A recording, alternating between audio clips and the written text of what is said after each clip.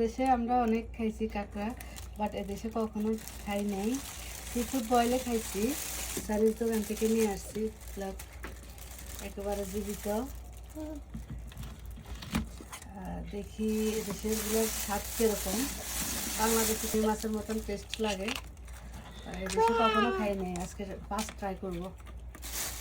আমাদের ভিডিও পুরোটাই দেখবেন, আস্তে সব কিছু রেডি করি এবং টেস্ট কিরকম তাও জানাবো। Crab? You scared? You want to eat it? Touch it? Nice and clean. এখন পরিষ্কার করে নিছে, ছোট ছোট করে টুকরা করতেছে। সব কিছু রেডি করি, এখন মরিচ, হলুদ, জিরা, দারচিনি, তেজপাতা, আদা রসুন দিয়ে সরষের তেল দিয়ে এখন মেখে বসাই দিতেছি। দেখি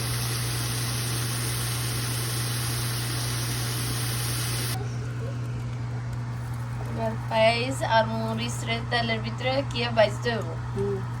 বাদামি রং করি, তারপরে দেন এটারে এখানে ডালি দিবেন।